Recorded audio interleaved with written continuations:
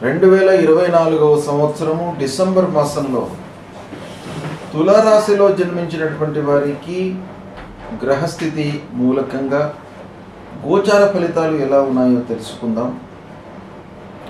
December మాసంలో తులారాశి వారికి ముఖ్యంగా సూర్యుడు 15వ తారీఖు వరకు ద్వితీయ స్థానంలో సంచరిస్తున్నాడు, ప్రతికూలం. తదనంతరం వృశ్చిక రాశి నుండి ధనుస్సు రాశిలోకి ఎంటర్ అవుతున్నాడు.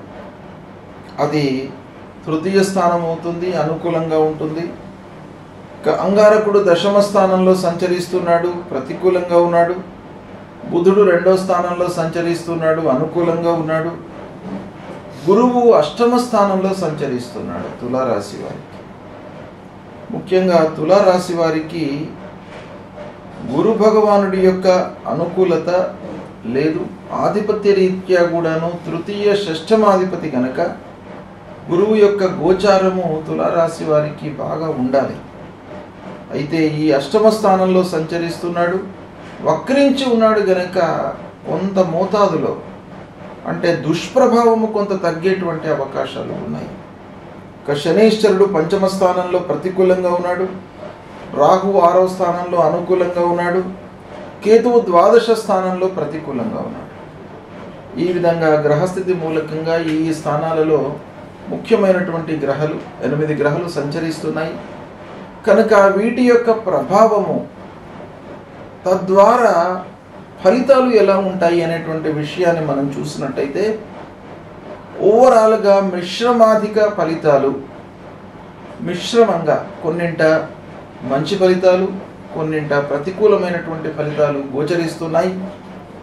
3-4 వారాలలో కొంత 3-4 వారాలు కొంత అనుకూలంగా ఉంటాయి. ఇక 1-2 వారాలలో కొంత సంయమనము అవసరం. అంటే ఓపికతో మీరు నిర్ణయాలు తీసుకోవాలి. 1-2 వారాలలో ఏ పని చేసినప్పటికీ ముందు వెనుక ఆలోచించి కూలంకషంగా ఆ విషయం గురించి ఆలోచించిన తర్వాతనే మీరు ప్రారంభం చేయాలి. లేనట్టయితే అనవసరమైనటువంటి నష్టాలకు గురి అయ్యేటువంటి అవకాశాలు ఉన్నాయి. ఇంటి వాతావరణం మట్టుకు సంతృప్తిగా ఉంటుంది. భార్య, పిల్లలు, కుటుంబ పెద్దలు అందరి యొక్క సహాయ సహకారాలు మీకు అందుతాయి. వాళ్లతో సంతృప్తిగా కాలయాపన చేస్తారు, ఆనందంగా ఉంటారు. కనుక ఇంటి వాతావరణము మీకు కొండంత బలంగా నిలుస్తుంది. ప్రయాణాలు అనుకూలిస్తాయి. ఇది కూడాను మీకు చాలా సంతృప్తిని కలిగించేటువంటి అంశం. ఏదైనా విషయం కొరకై మీరు వెళ్ళినట్టయితే పని పూర్తి అవుతుంది, పని అవుతుంది. మానిటరీ బెనిఫిట్ ఉంటుందా ఉండదా అనేటువంటి విషయం వేరు, కానీ ఆ పని మట్టుకు మీకు పూర్తి అవుతుంది. ఇకపోతే వ్యాపారస్తులకు ముఖ్యంగా ఈ డిసెంబర్ మాసము బాగా అనుకూలిస్తుంది. చేతిలో ఉన్నటువంటి వ్యాపారము బాగా నడుస్తుంది, క్రయ విక్రయాలకు ఇబ్బంది లేదు. స్టాక్ మార్కెట్ లోపల ఇన్వెస్ట్ చేస్తున్నటువంటి వాళ్ళు కొంత జాగ్రత్తగా ఉండాలి.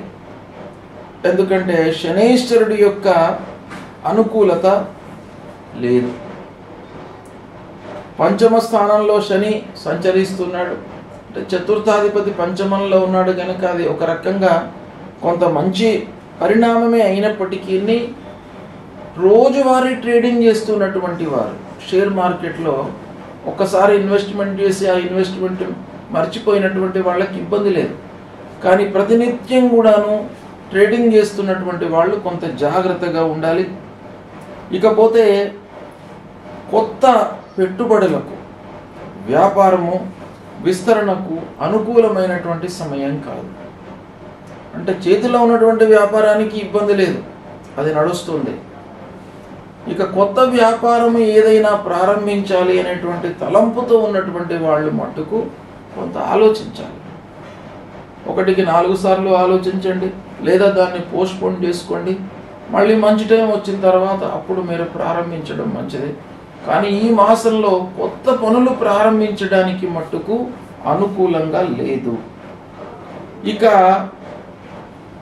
కొన్ని పనులపై మీరు చాలా మనసు నిలపాలి, అంటే 100% కాన్సన్ట్రేట్ చేయాలి. ఏదో ఆషామాషిగా మీరు పనులు చేపడితే సాఫల్యం కనబడట్లేదు. ఇక అన్నదమ్ములు బంధువర్గంతో వైషమ్యాలు గోచరిస్తున్నాయి. కాబట్టి సోదరులతో ఆత్మీయులతో కొంత జాగ్రత్తగా, అంటే మీరు మనసు విప్పి మాట్లాడతారు, ప్రేమపూర్వకంగా మాట్లాడతారు, కానీ వాళ్ళు దాన్ని నెగిటివ్గా తీసుకోవడం మూలకంగా అనవసరమైనటువంటి వైషమ్యాలు ముందుకు వస్తాయి. గనక కొంత జాగ్రత్తగానే మాట్లాడండి అందరితోనూ.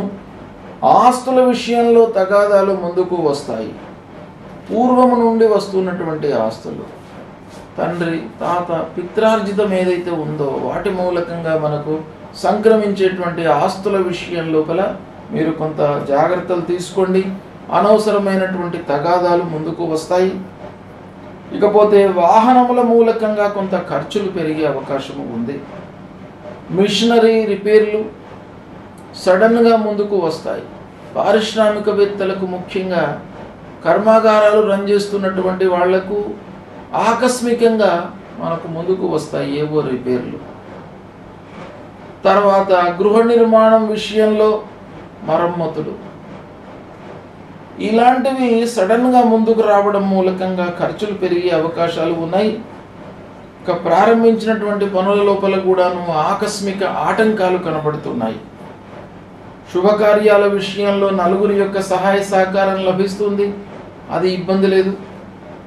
అందరి యొక్క సహాయ సహకారం మటుకు పెళ్లి విషయంలో, శుభకార్యాల విషయంలో మీకు అందుతుంది. కానీ అంతటితో పని పూర్తి అవుతుందా? కాకపోవచ్చు.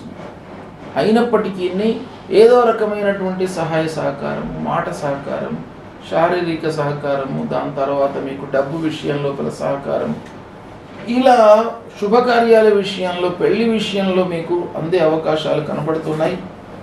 ఇక ఆర్థిక పరిస్థితి మట్టుకు అస్థిరంగానే ఉంది. అంటే ఆదాయం లోపల హెచ్చు తగ్గులు కనబడుతున్నాయి.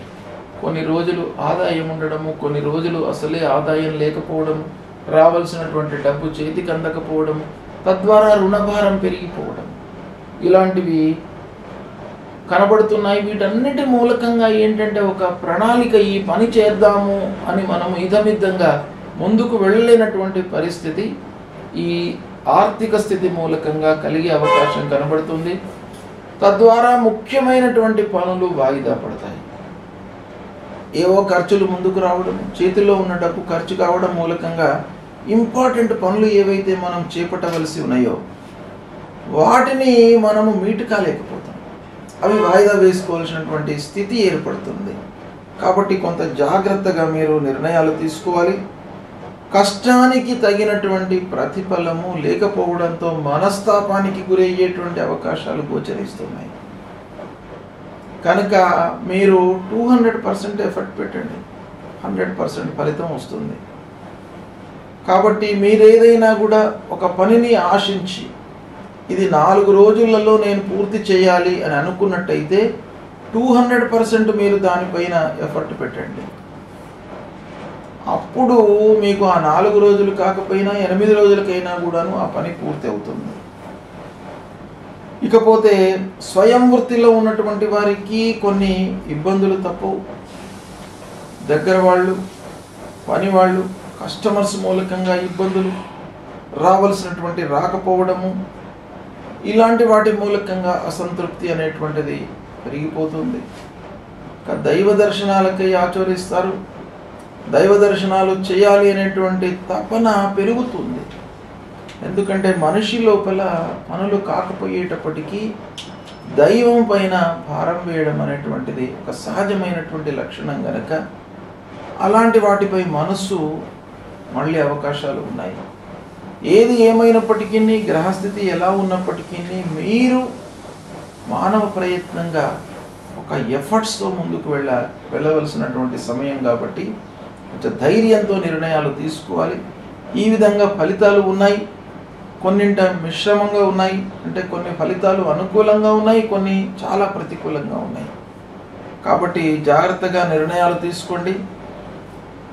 ఇక ఏ గ్రహాలు అనుకూలంగా లేవు ఈ మాసంలో తులారాశి వారికి అనేటువంటి విషయం మనం చూసినట్టయితే, గురువు అష్టమ స్థానంలో సంచరిస్తున్నాడు. గురు ప్రభావం బాగా ఉంది. శనైశ్వరుడు పంచమ స్థానంలో సంచరిస్తున్నాడు, శని ప్రభావము ఉంది. కేతువు, కుజుడు ఈ గ్రహాల యొక్క ప్రతికూలత బాగా ఉంది కాబట్టి ముందుగా గురు భగవానుడిని మీరు ప్రసన్నం చేసుకోవాలి. అంటే గురు భగవానుడి యొక్క అనుగ్రహం కొరకై మాతా పితృవులను సేవించండి. ఆ తల్లిదండ్రుల యొక్క సేవ మూలకంగా మీకు వారి యొక్క అనుకూలత, అనుగ్రహం లభిస్తుంది. అంటే మొదటి గురువులు తల్లిదండ్రులే జీవితంలో ప్రతి వాడికి కూడాను.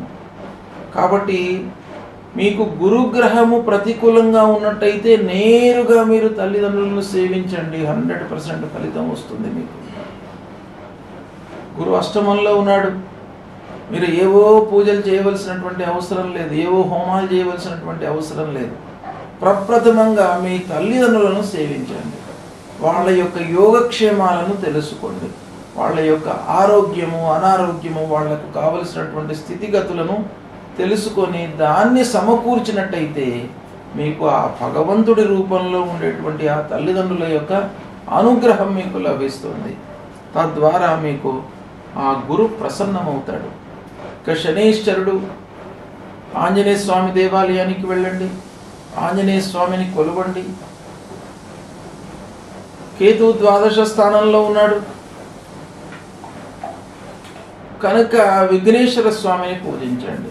ఫలాశ పుష్ప సంకాశం తారక గ్రహమస్తకం రౌద్రం రుద్రాత్మకం ఘోరం తం కేతుం ప్రణమామ్యహం అనేటువంటి ఈ మూల మంత్రాన్ని జపిస్తూ ఆ విఘ్నేశ్వరుణ్ణి కొలవండి. ఆటంకాలు లేకుండా ఉంటాయి. సరి అయినటువంటి సమయం లోపల పనులు పూర్తి కావడానికై ఆ విఘ్నేశ్వరుడి యొక్క అనుగ్రహం మీకు లభిస్తుంది. సుబ్రహ్మణ్య స్వామి దేవాలయానికి వెళ్ళండి, సుబ్రహ్మణ్య స్వామిని కొలవండి. లక్ష్మీ నరసింహస్వామిని కొలవండి, భయము లేకుండా ఉంటుంది. ఆ భగవంతుడు మీకు ఒక చేయిని అందిస్తాడు, మీకు సహాయ రూపకంలో ఆ లక్ష్మీ నరసింహస్వామి మిమ్మల్ని కాపాడుతాడు. కష్టాలలో నుంచి మిమ్మల్ని ఒక ఒడ్డుకు వేస్తాడనమాట. కనుక లక్ష్మీ నరసింహస్వామిని మీరు ప్రతినిత్యం కూడాను పూజించండి, కొలవండి. ఈ విధంగా చేసినట్టయితే మీకు సత్ఫలితాలు కలుగుతాయి. శుభం.